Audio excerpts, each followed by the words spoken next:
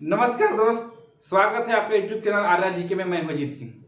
दोस्त चलिए, बहुत ही अच्छा क्लास हम लोग अभी चल रहा है जो कि मध्यकालीन भारत का है। वो है कौन? विजयनगर साम्राज्य। दोस्त विजयनगर साम्राज्य का आज दूसरा क्लास है और इसके पहले कल हम लोग एक और क्लास कर चुके हैं, पार्ट 1। तो देखिए पार्ट 1 कल हो चुका है, आज है पार्ट 2 यानी क्लास 2 है आज इसका। तो जो दोस्त इसका पिछला क्लास यानी विजयनगर साम्राज्य का पार्ट 1 जो लोग नहीं देखे हैं उसको प्लेलिस्ट में वीडियो है, मिल जाएगा, देख लीजिए। उसको देख लेने से क्या हो जाएगा कि ये क्लास आपको इजीली समझ में आएगा, नहीं तो समझने में थोड़ा प्रॉब्लम होगा। कैसे? आप सोचिए, आप ABCD पढ़ते हैं और ABCD नहीं पढ़िएगा, डायरेक्ट ई से EFG पढ़िएगा तो प्रॉब्लम होगी ना। तो इसीलिए समझने के लिए पार्ट 1 पहले देख लीजिए, फिर इसको देखिए तो और मजा आएगा। वैसे तो ये भी समझ में आएगा, नहीं भी देखिएगा तो यहाँ से समझ में आ जाएगा, समझ में आएगा, तो समझाने की गारंटी मेरी है। लेकिन कल का पार्ट 1 देख लीजिएगा ना, चुटकियों में समझ में आएगा। तो इसलिए हाथ जोड़ के रिक्वेस्ट है कि जो लोग नहीं देखे हैं तो इसका पार्ट 1 देख लीजिए, ये बहुत बेहतर समझ में आएगा। चलिए चलते हैं अपने क्लास के ऊपर। दोस्त आज है विजयनगर साम्राज्य क्लास 2। देखिए थोड़ा सा कल के रिकॉल करते हैं 1 मिनट, फिर इसमें आगे बढ़ेंगे। कल हम लोग पार्ट 1 में क्या पढ़े थे कि विजयनगर साम्राज्य जो कि दक्षिण भारत से संबंधित है, इसमें 4 वंश उभर करके आते हैं। कौन सा? तो संगम वंश, सालू वंश, तुलु वंश और आर्विडिक वंश। तो कल हम लोग संगम वंश को पढ़ चुके हैं और विजयनगर का स्थापना कैसे हुआ, कैसे दक्षिण भारत में आए, किसने स्थापना किया, टोटल बात को पढ़ चुके हैं। यानी कल हमारा संगम वंश समाप्त हो गया है। संगम वंश के बाद आज जो है आगे से क्लास चलेगी। तो थोड़ा सा रिकॉल करते हैं, रिवाइज करते हैं। देखिए विजयनगर का स्थापना किसने किया? तो हरिहर एवं बुक्का दोनों भाइयों ने मिलकर के विजयनगर साम्राज्य की स्थापना की है। उसका पहला वंश कौन था? संगम वंश। इसका स्थापना वही हरिहर एवं बुक्का।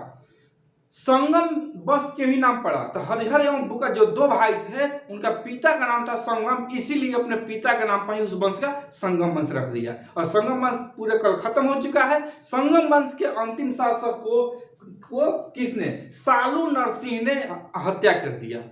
संगम वंश के अंतिम शासक को कौन? सालू नरसिंह ने हत्या कर दिया। और सालू नरसिंह ने हत्या करके एक नई वंश की स्थापना करता है जो है सालू वंश। तो आज हम लोग पढ़ेंगे सालू वंश। संगम वंश के अंतिम शासक को किसने हत्या किया? तो सालू नरसिंह। और हत्या करके एक वंश का स्थापना करते हैं नरसिंह सालू, जिसका नाम है सालू वंश। तो अब हम लोग पढ़ेंगे यहां से सालू वंश को। तो देखिए सालू वंश की बात करें दोस्त, तो सालू वंश का जो ईस्वी की बात करें तो एक्यूरेट तो नहीं, लेकिन लगभग मिलता है कितना? 1485 से लेकर के 1505 ईस्वी तक ये शासन में रहते हैं। यदि इसका संस्थापक की बात करें वो है सालू नरसिंह, यानी सालू वंश के संस्थापक सालू नरसिंह। इजी है याद करना, कितना इजी है? सालू वंश तो सालू से सालू नरसिंह से मिल रहा है ना, तो सालू वंश संस्थापक सालू नरसिंह। ये देखिए कोई ज्यादा दिन तक ये शासन नहीं हुआ है, लगभग मान के चलिए कि 15-20 वर्ष इस किया। तो इसमें ऐसा एक भी योग्य शासक नहीं आए जो कि अपने साम्राज्य को, अपने सत्ता को बढ़ा सके। कोई विशेष कोई ऐसा शासक आया ही नहीं। तो देखिए इसे अंतिम शासक जो आता है, अंतिम शासक जिसका नाम था इमाडी नरसिंह, यानी सालू वंश संस्थापक सालू नरसिंह, अंतिम शासक इमाडी नरसिंह। और इमाडी नरसिंह इस अंतिम शासक होते हैं। और इमाडी नरसिंह जो इस अंतिम शासक थे उसकी हत्या करता है। कौन है? तो वीर नरसिंह। देखिए सालू नरसिंह ने हत्या किया संगम वंश को, सालू वंश को फिर हत्या कर दिया कौन? वीर नरसिंह ने। यानी सालू वंश के अंतिम शासक इमाडी नरसिंह को वीर नरसिंह ने हत्या कर देता है। क्या? इसको जाकर के मार देता, जान से मार देता है। और जब जान से मार देता है ना, तो इस घटना को सेकेंड बलहार कहा गया। जब सालू नरसिंह ने जब हत्या किया था तो उसको फर्स्ट बलहार। देख क्यों? क्योंकि अभी तक ऐसा मार काट नहीं होता था, लेकिन मार काट स्टार्ट हुआ कहां से? यहां से हत्या होना स्टार्ट हो गया। तो जब सालू नरसिंह ने हत्या किया फर्स्ट बार, तो फर्स्ट बलहार कहा गया। जब देखिए वीर नरसिंह ने जब इमाडी नरसिंह को मार दिया दूसरी बार, इसलिए से द्वितीय बलहार कहा गया। तो बोलेगा क्वेश्चन कैसे आएगा कि द्वितीय बलहार किसको कहा गया? तो उसी को वीर नरसिंह ने इमाड़ी नरसिंह ने हत्या किया, जिसको सेकंड बलाहार के नाम से जाना जाता है। तो यहाँ से हमारा सालू वंश समाप्त हो गया। तो देखिए सालू वंश के अंतिम शासक को इमाड़ी नरसिंह किसने हत्या किया? वीर नरसिंह ने हत्या करके इस वंश को खत्म कर दिया। जब वीर नरसिंह को खत्म कर दिया तो वीर नरसिंह ने एक नई वंश का स्थापना करता है। वीर नरसिंह इमाड़ी नरसिंह को हत्या करके एक न्यू वंश का स्थापना करता है, जिस वंश को तुलु वंश के नाम से जाना जाता है। तो आज हम लोग पढ़ेंगे और इसके बाद तुलु वंश क्या है। तो देखिए तुलु वंश में विशेष नहीं है, इसमें एक इंपॉर्टेंट शासक आते हैं। कौन सा इंपॉर्टेंट शासक तो आपको बताएंगे, सिर्फ वीडियो में बने रहिए, भागिएगा मत। देखिए तुलु वंश संस्थापक के बात करें तो वही जो कि वीर नरसिंह ने हत्या किया, वही वीर नरसिंह। तो कौन? तुलु वंश के संस्थापक वीर नरसिंह। देखिए यदि अपना सत्ता के बात करें, शासक के बात करें, तो कोई विशेष इनका योगदान नहीं रहा। यह एक अयोग्य शासक के नाम से जाना जाता है, सिर्फ और सिर्फ इसने वंश का स्थापना ही किया था। अब सपोज मान के चलिए कि आप कोई पौधा को लगा दिए, तो लगा तो दिए, चलिए भाई आपने अच्छा काम किया, एक पौधा को लगा दिए, और जब आप उस पौधा में पानी नहीं डालिएगा तो क्या पौधा हो पाएगा? नहीं होगा। वैसे ही हाल है, सिर्फ इस वंश स्थापना तो कर दिए लेकिन विशेष कार्य नहीं कर पाए। कुछ दिन के बाद वीर नरसिंह की मृत्यु हो जाती है। वीर नरसिंह को कुछ दिन के बाद मृत्यु हो जाती है। मृत्यु होने के बाद अगला जो शासक आता है, वीर नरसिंह के एक छोटा भाई था। वीर नरसिंह का एक छोटा भाई था जिसका नाम है कृष्णदेवराय। गजब। और आज हम लोग इसके बाद अब पढ़ेंगे कृष्णदेवराय के बारे में। तो समझ में आ गया, तुलु वंश के संस्थापक वीर नरसिंह की मृत्यु के बाद इसका छोटा भाई शासक बनता है जिसका नाम है कृष्णदेवराय। चलिए अब हम लोग देखते हैं कृष्णदेवराय के बारे में। तो देखिए कृष्णदेवराय विजयनगर साम्राज्य का, इस वंश का ही नहीं, पूरी विजयनगर साम्राज्य का सबसे प्रतापी एवं योग्य शासक रहता है।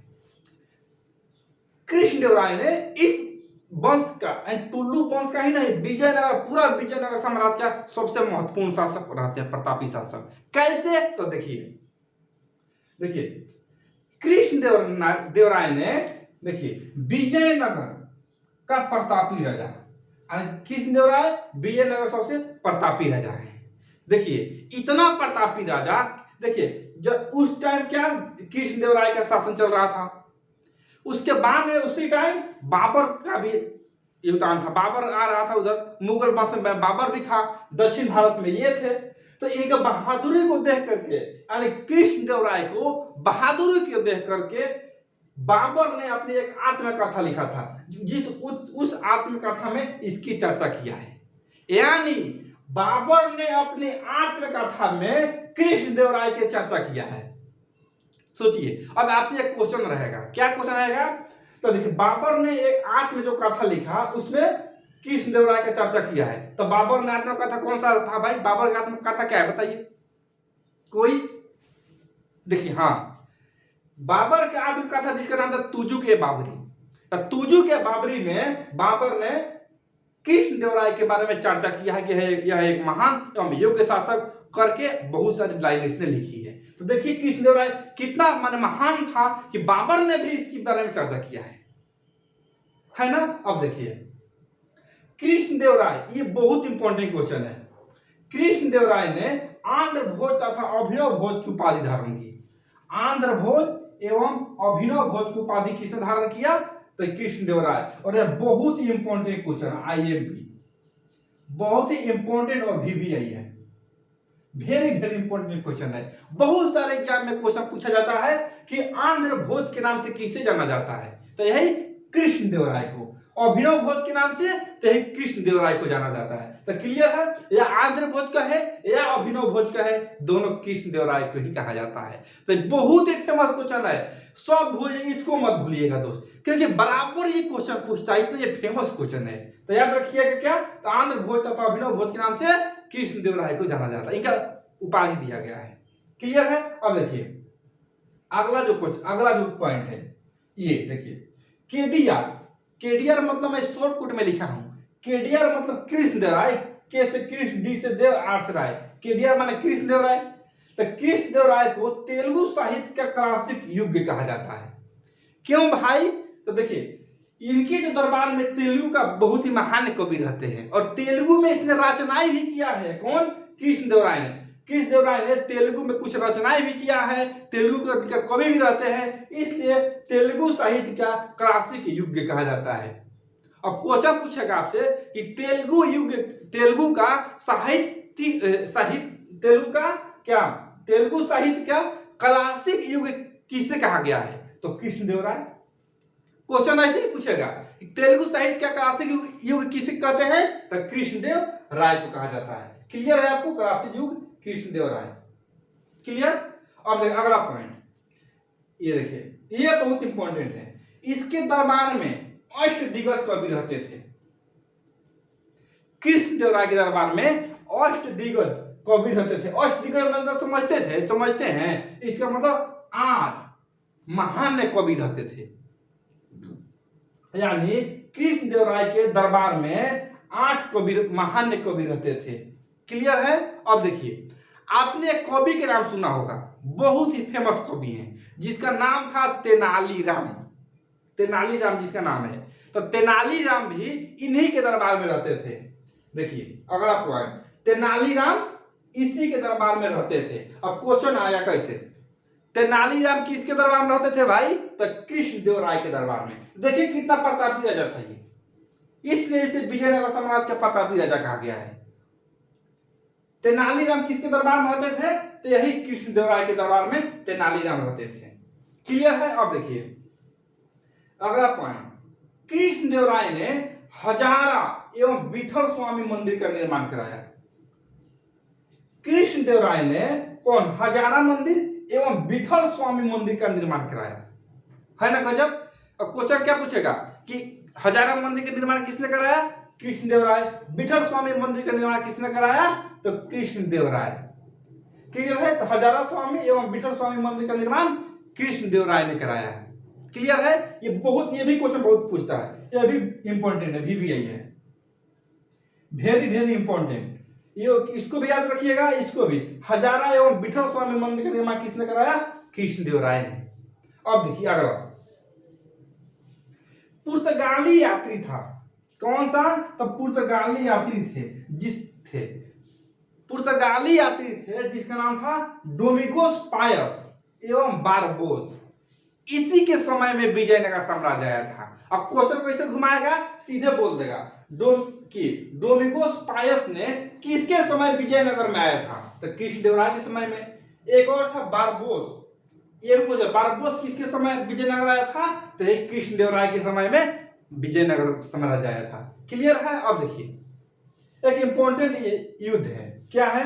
देखिए केडियार यानी कृष्णदेव राय ने गोलकुंडा के युद्ध में कुतुब शाह को पराजित किया है। यानी इसने गोलकुंडा का युद्ध हुआ था जिसमें कुतुब शाह को पराजित किया है। तो देखिए यहां तक क्लियर आप लोगों को? अब देखिए आगे बताते हैं, तब तक एक काम कीजिए, इसमें अभी और आपको बताना है आगे इस वंश के। आप इसका स्क्रीनशॉट लीजिए, तो मैं आगे फिर बताता हूं। क्योंकि देखिए दोस्त, मैं आपसे बराबर बोलता हूं कि जब भी मेरा क्लास करते हैं तो कॉपी पेन लेके बैठिए, इसको नोट कीजिए। तो आप इसको स्क्रीनशॉट लीजिए, फिर मैं आपको आगे बताता हूं।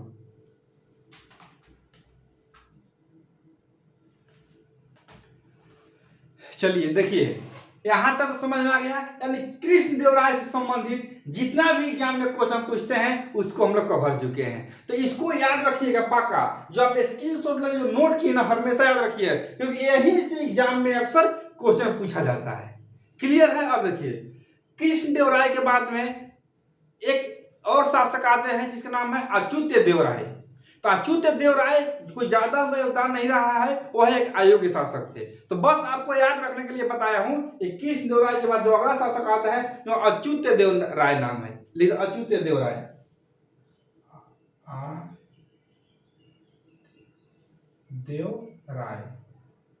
अच्युत देव राय।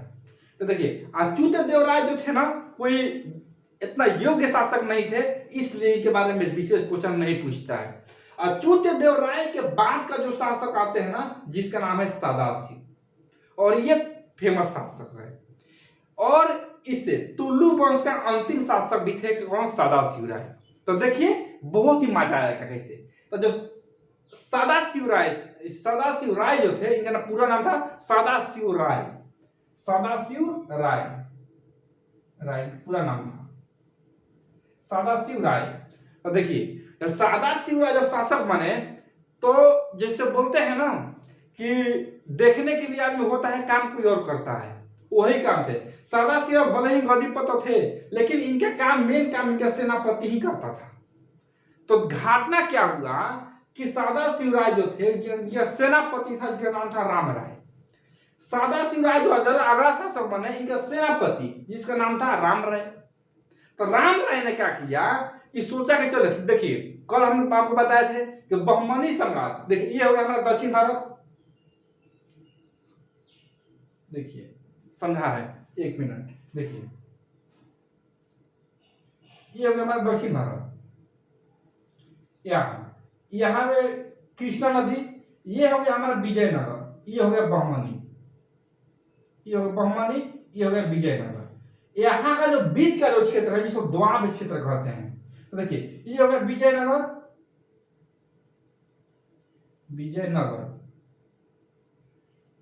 और ये हो गया बहमनी क्षेत्र। तो विजयनगर और बहमनी क्षेत्र जो कि कल हमको बहुत अच्छा से एक्सप्लेन किए हैं, इसलिए मैं बोलता हूं कि कल का वीडियो नहीं देखे तो पक्का देख लीजिए, क्योंकि कल इतना अच्छा से एक्सप्लेन किए हैं ना कि बहुत अच्छा से। फिर आपको समझाने के लिए बता रहा हूं। देखिए दक्षिण भारत में हो गया विजयनगर, ये हो गया बहमनी। दोनों के बीच में आपस हमेशा झगड़ा होते रहता है और लगभग 200 सालों तक झगड़ा चला, खानदानी झगड़ा था। क्या भाई, देखिए ये है तुंगभद्र नदी और ये है कृष्णा नदी। तो कृष्णा नदी और तुंगभद्र नदी दोनों के बीच का जो क्षेत्र है ना, ये वाला, इसको दोआब क्षेत्र कहा जाता है, रायचूर दोआब। तो रायचूर दोआब यहाँ माने बहुत सारा उपजाऊ फसल होता था। तो उपजाऊ फसल होने की वजह से ये बहमनी वाला कहता था कि मेरा है, विजयनगर वाला कहता था कि मेरा है। इसी को लेकर के बराबर युद्ध चलता था और लगभग 200 सालों तक यह युद्ध चला। जब कृष्ण देवराय जब सत्ता में आया तो इसको अपने शक्ति के बल पर इसको जीता, पूरा इसको जीत लिया। 200 साल तक जो युद्ध चला वो कुछ दिन में ही कृष्ण देवराय ने इस पर कब्जा किया। इसके बाद क्या हुआ कि बहमनी साम्राज्य, ये बहमनी साम्राज्य और विजयनगर बाद फिर यहाँ एक युद्ध होता है। विजयनगर और बहमनी साम्राज्य के बीच युद्ध होता है, जिसको देखिए एक बात और है, जो बहमनी जो साम्राज्य है ना, बहमनी साम्राज्य टोटल 5 भाग में बटा हुआ था और पांचों मतलब मिलकर ही शासक करते थे। तो कौन सा बहमनी साम्राज्य, ऊपर जो बहमनी साम्राज्य है ये 5 को इसका राज्य बनाया था।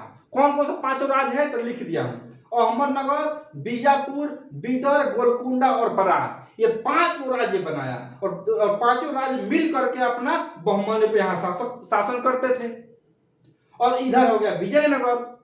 तो ये विजयनगर और ये बहमनी दोनों के बीच में यहाँ एक झगड़ा होता है। कब 1565 ईस्वी में। इसको मिटाते हैं, आपको समझाते हैं कैसे क्या होगा, आप बन रहे वीडियो में ना। देखिए 1565 ईस्वी में दोनों के बीच में झगड़ा होता है। कौन 1565 में, 1565 ईस्वी में दोनों के बीच में युद्ध होता है, जिसे तालीकोटा की युद्ध कहते हैं। तालीकोटा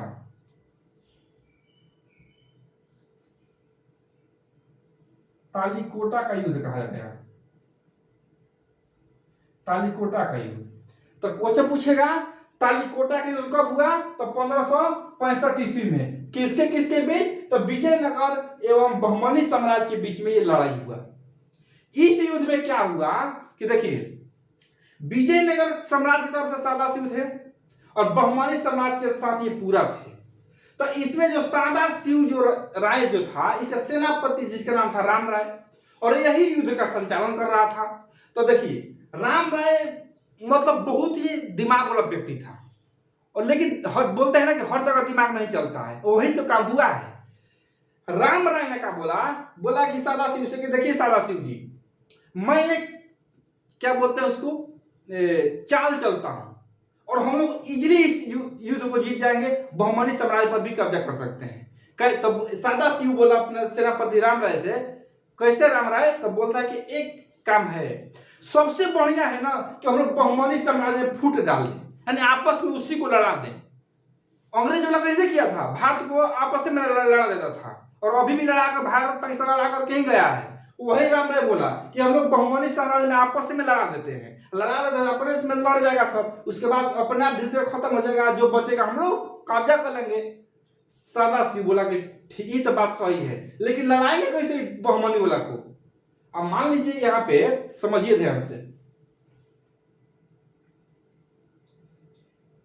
ये हो गया विजयनगर, ये हो गया बहुमनी। तो बोला कि देखिए बहुमनी वाला का आपस में लड़ा देते हैं तो हम लोग इजीली यहाँ पर कब्जा कर लेंगे। तो सादा शिव बोला, ये विजयनगर कहने वाला था ये कि ठीक है, बट बहुमनी को लड़ाएंगे कैसे? तो राम राय बोला कि एक काम करते हैं, 5 गो राज्य है ना, 5 में फूट डालते हैं। तो बोला ठीक है करो। तो राम राय ने क्या किया कि पहले गया अहमदनगर वाला, जो शासक कर रहा था, उससे मिला अहमदनगर वाला से।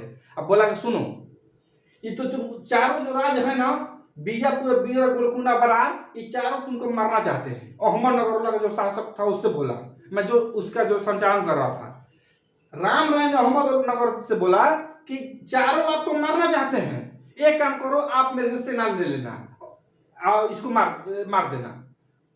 अहमदनगर वाला बोला कि ठीक है भाई, तू सही कह रहा है, भाई मिलेगा तुम सब लेंगे ही लेंगे हेल्प। तो बोला ठीक है।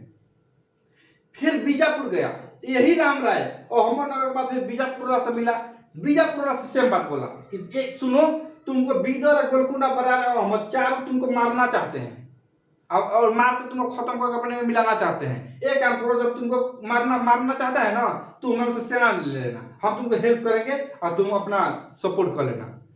बीजापुर वाला बोला कि सही कह रहा है यार, हेल्प करेगा मेरे को। बोला कि ठीक है।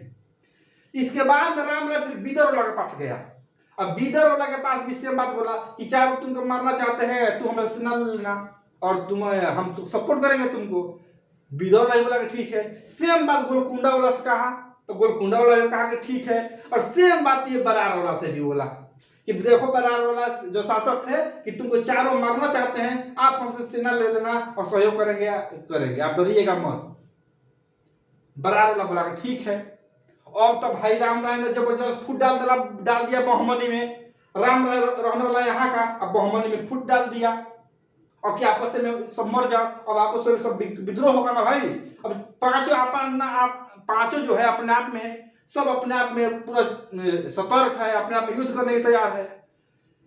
फिर क्या हुआ कि जो बरार का जो संचालन कर रहा था शासक ना, बरार वाला, वो पूछ दिया इस सबसे। बरार वाला था, वो पूछ दिया इस सबसे, अहमदनगर से पूछ दिया कि आप हमको मारना चाहते हैं? बोला ना, तो हमको राम राय ने बोला है। तो अहमदनगर लगा रहे, तो मेरे से भी यही बात बोला है। फिर बरार वाला बीजापुर से इससे पूछ दिया कि बीजापुर हमको मारना चाहता है तू? बोला कि ना। तो बोला कि राम राय ने मेरे से बोला है। तब ये बोला बीजापुर, अगर राम राय से तो मेरे से ये बात बोला है। अरे भांडा फूट गया, अरे बरार वाला था ना, भांडा फूट गया। अब भांडा फूट गया तो पांचों फिर एक हो गया। वो एक होकर के बहुमनी पांचों जो राज्य था एक होकर के बोला कि हम लोग को लड़ाना चाहता था ना, चलो हम लोग युद्ध करते हैं। और पांचों मिल करके वापस युद्ध किया, यहाँ पर युद्ध किया और दबा करके कूटा। और इसमें सेना पर जो राम राय थे, इसको इसमें मार दिया, सब हत्या कर दिया। दिमाग तो राम राय सही लगाया था कि फूट डाल देते हैं, लेकिन ये बरार वाला पोल खोल दिया जी। अब बरार वाला पूछ दिया, अब पूछे तो पोल खुल गया, अब पोल खुल गया तो पांचों मिल करके और राम राय के यहाँ पे हत्या कर दिया। तो देखिए, तो कोई सेनापति चाहिए ना भाई। अब मान लीजिए सादा सिंह के सेनापति थे राम राय, ऐसे हत्या हो गया। अब हत्या होने के बाद क्या होता है देखिए, क्वेश्चन एक आता है, विजयनगर साम्राज्य और बहुमनी साम्राज्य में युद्ध हुआ। कहाँ हुआ? तो तालीकोटा में हुआ, कब? 1565 ईस्वी में। और इसमें विजयनगर को हार का सामना करना पड़ा, क्योंकि बहुमनी में मिल करके विजयनगर को हरा दिया है। तो क्वेश्चन याद रखिएगा, बहुत फेमस क्वेश्चन है। तालीकोटा के बीच का युद्ध कब हुआ? 1565 ईस्वी में। किसके बीच? तो बहुमनी एवं विजयनगर साम्राज्य के बीच में युद्ध हुआ। इस युद्ध में विजयनगर का हार का सामना करना पड़ा। क्लियर हो गया? तो जब सेनापति राम राय मारा गया तो सादा सिंह ने एक और अपना सेनापति बनाया। भाई सेनापति तो चाहिए, जिस सेनापति के नाम था तिरुमल।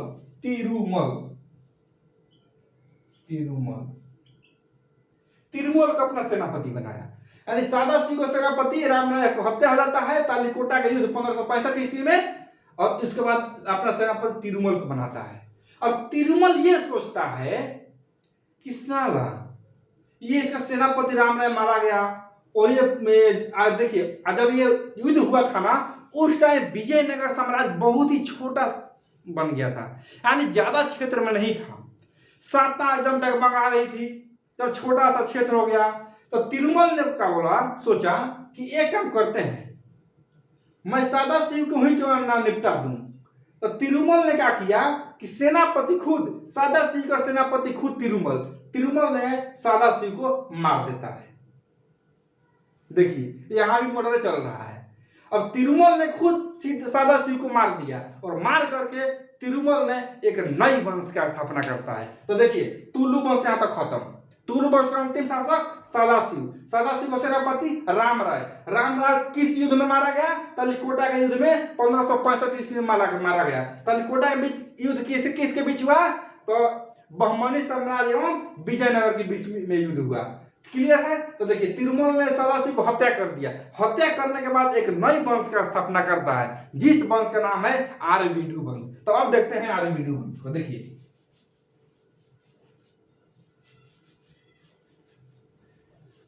इसने वंश का स्थापना करता है तिरुमल, जिस वंश का नाम है आरवीडू वंश। आरवीडू, देखिए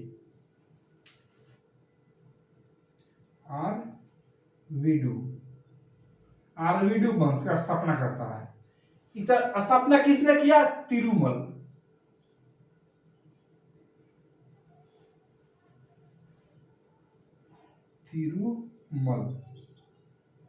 तिरुमल ने सादा सिंह को हत्या कर दिया।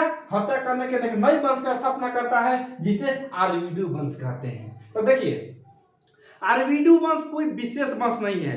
इसका एक ही क्वेश्चन पूछता है कि आरवीडू वंश का संस्थापक तो तिरुमल, क्योंकि ये कुछ टाइम के बाद ये वंश खत्म हो जाती है। इसका एक अंतिम शासक का नाम याद रखिएगा, रंगा तृतीय।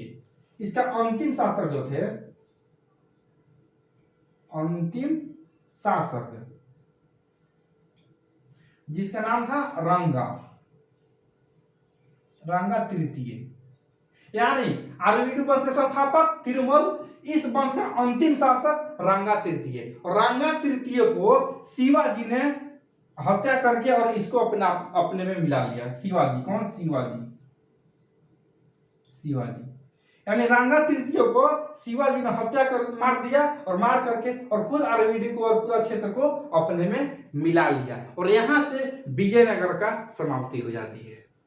दोस्त आज हम लोग विजयनगर को पूरी तरह से कवर कर चुके हैं, और कल से लेकर के आज तक पूरा विजयनगर खत्म। और इस टॉपिक से एक भी क्वेश्चन नहीं छूटेगा आपको एग्जाम से, यानी इससे यदि क्वेश्चन आएगा आपको एग्जाम में तब पक्का बनेगा। आपको यदि कोई प्रॉब्लम होती है तो एक बार और वीडियो को देखिए, और आपको कोई डाउट होता है ना इससे तो कमेंट कीजिएगा। कमेंट में बिल्कुल आपका डाउट का रिप्लाई दिया जाएगा। क्लियर है? आपको ये वीडियो अच्छा लगा तो चैनल को सब्सक्राइब करें, दोस्तों में शेयर करें, ताकि सभी लोग पढ़े, सभी लोग अपने मुकाम को पाएं। ठीक है दोस्त, तो आज हमारा विजयनगर साम्राज्य खत्म हो गया। कल हम लोग मिलते हैं अगले क्लास में, जो कि रहेगा बहमनी साम्राज्य। तो विजयनगर खत्म, अब रहेगा विजयनगर साम्राज्य। तो ठीक है, मिलते हैं कल आगे क्लास में, विजयनगर साम्राज्य को लेकर आएंगे। तब तक जय हिंद दोस्तों।